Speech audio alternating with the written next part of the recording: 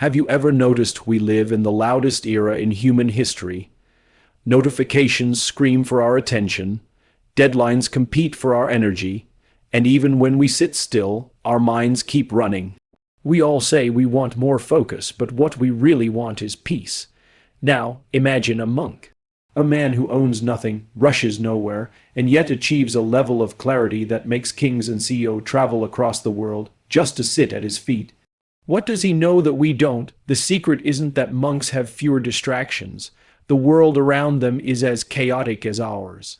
The difference is, monks train their attention the way an athlete trains the body, their first lesson. Stillness, silence isn't the absence of sound. It's the presence of focus. When a monk sits in silence, he's not escaping the world, he's entering it more deeply. Their second lesson, one thing at a time: when they eat, when they walk, when they pray. And when they listen, they truly listen. Focus isn't about doing more, it's about being fully present with less. And here's the real secret. Monks don't force a focus, they surrender to the moment. They accept that they cannot control everything around them, but they can choose where to place their mind right now. So the question isn't how do I focus? The real question is, what will I choose to honor with my attention today? In the world we live in today, distraction is not just common, it is constant.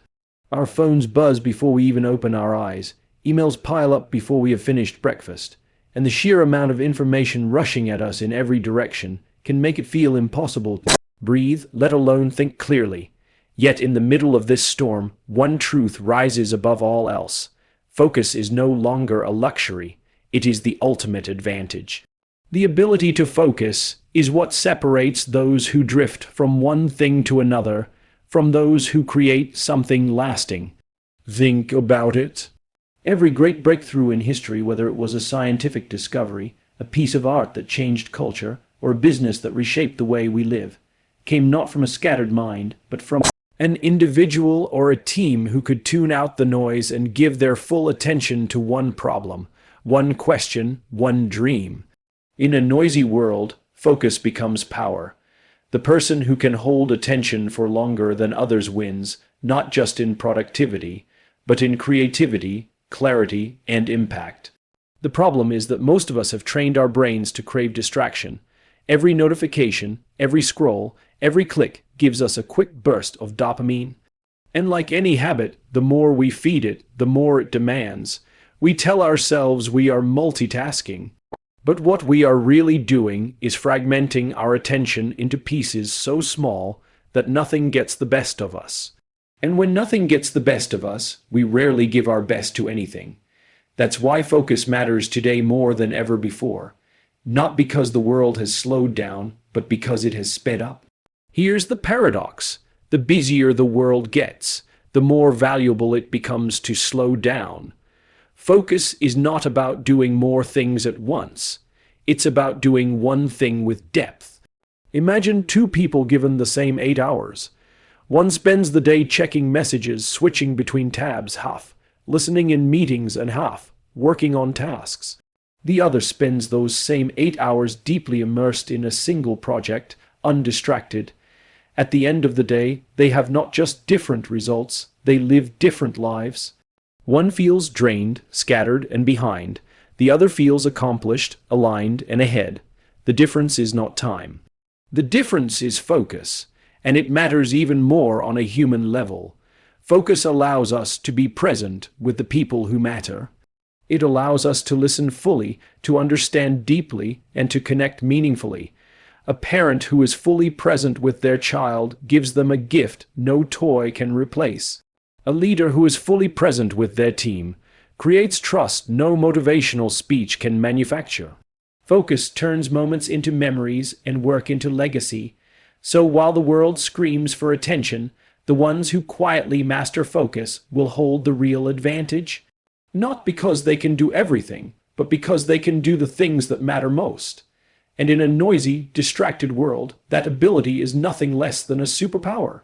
When most people think of monks, they imagine silence, isolation, and a life far away from the distractions of the modern world. They picture someone living in a quiet monastery, free from phones, deadlines, and responsibilities. But the real secret is not that monks live without distraction, it's that they have learned to master attention. Distractions will always exist: sounds, thoughts, temptations, emotions, doubts. They don't vanish because someone wears a robe or shaves their head. What changes is the relationship one has with them. A monk does not fight distraction by force. Instead, he learns to guide his attention with intention, the way a river is guided by its banks. The world, whether inside a monastery or inside a busy city, will never be silent. The mind itself is noisy, restless, filled with memories of yesterday and worries about tomorrow. The monk understands this truth deeply. He does not need to destroy the noise, he only needs to strengthen his ability to return. That act of returning again and again to what truly matters is the practice of focus. For a monk, the bird singing outside the window or the sound of footsteps in the hallway is not an interruption. It is simply life. What matters is not what happens around him, but where his attention flows. This way of seeing the world transforms everything. Most of us resist distraction, we fight it. We get frustrated when our minds wander. But resistance often gives the distraction more power. The monk accepts it with awareness. When his mind drifts during meditation, he does not scold himself. He notices, smiles, and gently brings his focus back to the breath. When a thought rises, he does not push it away with force. He observes it like a cloud passing across the sky and then lets it go. This patience, this kindness toward the wandering mind, is how attention is mastered. It's not about perfection, it's about practice.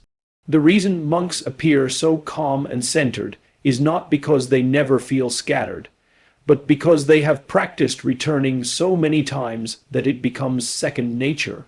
Imagine the strength of a muscle trained every day. Attention works the same way. By training it through mindfulness, prayer, chanting, or simple daily rituals, monks develop a level of presence that feels unshakable. The chaos of the outer world loses its grip because the inner world has become steady. And this doesn't only apply to monasteries. A person at work can choose to respond to emails with full presence rather than rushing through them. A parent can choose to listen to their child with the same focus a monk gives to a mantra. Mastering attention is not about changing the world around us. It's about changing the way we move through it. In this way, the monk's secret becomes clear. They don't wait for the world to quiet down before they focus. They bring focus into the world as it is. They prove that distraction is not an enemy to defeat, but a teacher that trains us to return. And in mastering attention, they unlock a clarity and peace that most of us are too busy searching for everywhere else. Stillness is often misunderstood. Many people hear the word and immediately imagine emptiness, a void, or a lack of movement. In today's world, where busyness is worn like a badge of honor, stillness is sometimes even seen as weakness or laziness. But to a monk, stillness is not an absence of life. It is the concentration of it. Silence is not emptiness. It is energy gathered, sharpened, and directed. It is in stillness that the mind finds its greatest strength. When we are constantly moving, speaking, or reacting, our energy scatters in every direction. Each thought pulls us one way, each distraction another, until our attention feels fragmented into 1,000 tiny pieces. That is why many people feel exhausted not from physical effort, but from mental noise. Stillness is the opposite. It is the act of pulling all those scattered fragments of attention back into one place, creating clarity where there was once chaos. Think of light. When it spreads in all directions, it illuminates a room. But when it is concentrated, it becomes a laser powerful enough to cut through steel. The monk understands this, and so he practices silence, not to escape life, but to harness the energy within it. Silence is alive. In silence, we begin to hear the subtler sounds, the rhythm of our own breath, the steady beat of the heart, the faint rustle of leaves outside a window. What once seemed empty becomes full, Stillness reveals that beneath the surface noise of life, there is a constant current of energy waiting to be noticed. This awareness gives the monk strength, because it is only when we quiet the noise that we can truly hear what matters. Stillness also creates space for understanding. In conversation, silence between words allows meaning to sink deeper. In decision-making, a pause can reveal wisdom that rushing would have concealed. In conflict, stillness can prevent a careless word from creating a wound. What looks like doing nothing is, in fact, doing something profound. Choosing to wait, choosing to listen, choosing to be fully present. That is why monks speak less, move slower, and act with intention. Each action carries weight because it comes from a place of clarity rather than impulse. There is also a deep strength in the discipline of stillness. To sit quietly with one's own thoughts is not easy. For many, silence feels uncomfortable because it exposes the noise inside the mind. But monks embrace that discomfort. By sitting in stillness, they face their wandering thoughts without running from them. Over time, the chaos quiets, and what remains is a mind that is steady, unshaken, and powerful. This is why stillness is not weakness. It is training.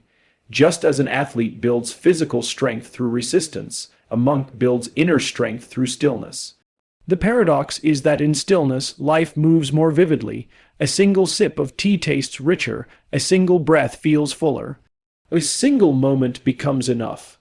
And when one rises from stillness back into action, the action carries more precision, more energy, and more presence.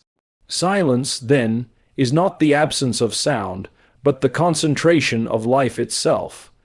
It is energy waiting to be directed, clarity waiting to be lived, and strength waiting to be revealed. We live in a culture that glorifies multitasking. People boast about juggling emails while sitting in meetings, scrolling through messages while having dinner, or brainstorming ideas while rushing through a commute. The world applauds the ability to do it all. Yet few stop to notice how shallow our efforts become when our attention is divided. True focus is not about doing many things at once. It is about being fully present with one thing at a time. Monks have long understood this truth, and their way of life shows us a radical alternative: depth over speed, presence over fragmentation. When a monk eats, he eats. He does not scroll, he does not plan his next move, he does not hurry through the meal. He notices the texture of each bite, the warmth of the bowl in his hand, the gratitude for the food before him. When a monk walks, he walks. He does not rush toward a destination. He experiences each step as if it were the only step that mattered. This simplicity might look slow from the outside, but it reveals something profound. When the mind is fully with the body, when attention is not scattered, life feels richer, calmer, and far more alive. Multitasking, in contrast, is a myth. The brain does not actually process multiple things at once. It switches rapidly from one to another, fragmenting focus in the process. Each switch drains energy, reduces efficiency, and weakens the quality of attention. That is why someone who tries to do 3 things at once ends up doing all 3 poorly. Presence is the antidote. To give something undivided attention is to honor it, to do it well, and to experience it fully. The practice of one thing at a time also builds peace. Most of our stress comes not from what we are doing in the present, but from the weight of everything else waiting on our shoulders. The moment we choose to give ourselves fully to the task at hand, that weight lifts, if only for a while. Washing dishes becomes less about rushing to finish and more about the rhythm of the water, the warmth of the soap, the clarity of each plate cleaned. Writing an email becomes less about clearing the inbox and more about communicating with thought and care. Life slows down not because the tasks change, but because our relationship to them does. And this practice extends beyond tasks into relationships. To be fully present with another human being is one of the greatest gifts we can give. When you listen without distraction, you make the other person feel seen, valued, and understood. That kind of presence creates connection that multitasking never can. A parent giving a child their full attention creates security. A leader giving a team their full attention builds trust. A friend giving their full attention creates belonging. One thing at a time is not about moving slower. It is about moving deeper. It is about living in such a way that every act, no matter how small, carries meaning. True focus, the monks remind us, is not the pursuit of doing more. It is the practice of being here now with what is in front of us. And when we give ourselves fully to the present, we discover that presence itself is the greatest form of productivity. Motivation is fleeting. It rises when we feel inspired, when the mood is right, when circumstances seem favorable. But the moment challenges arrive, motivation fades. Monks do not rely on motivation to guide their lives because they know it cannot be trusted. Instead, they depend on discipline. Discipline is steady where motivation is unstable. Discipline shows up even when the mind resists. It is through small, repeated habits that monks train their minds daily, shaping themselves into vessels of clarity and strength. For a monk, the day begins before sunrise, not because he always feels motivated to wake up early, but because discipline sets the rhythm of his life. Meditation is not practiced only when he feels like sitting in silence. It is practiced every day, regardless of mood. Chanting, study, work, and service are all woven into the fabric of routine. The beauty of this discipline is that over time, it removes the burden of decision. There is no debate about whether to meditate or whether to serve. These are simply done like breathing. By eliminating the need to constantly choose, discipline frees the mind for deeper focus. The modern world often waits for the spark of motivation to begin. People say they will exercise when they feel energized, write when they feel inspired, or practice mindfulness when they feel calm. But those moments rarely come, and when they do, they pass quickly. Discipline reverses the pattern. Action comes first, and the feeling follows. Sit to meditate, and calm arises. Begin to write, and inspiration appears. Step into the habit, and the motivation grows within it. Monks understand that waiting for the right feeling is the surest way to do nothing at all. Daily habits become the architecture of the monk's mind. Each time he returns to silence, he strengthens the muscle of attention. Each time he practices service, he strengthens the habit of compassion. Each time he chooses simplicity over excess, he deepens his freedom from distraction. What looks repetitive from the outside is transformative on the inside. Discipline carves new pathways in the brain, reshaping thought patterns and creating stability in a world of constant change. Discipline also teaches resilience. Life will not always be comfortable or easy, but a disciplined mind can endure what a motivated mind cannot. When the weather is harsh, when the body is tired, when the mind is restless, discipline carries the monk forward. This resilience is not harsh or rigid. It is steady, like a tree whose roots keep it standing through storms. The monk does not rely on the temporary winds of feeling, but on the solid ground of practiced habits. And in this lies a profound freedom.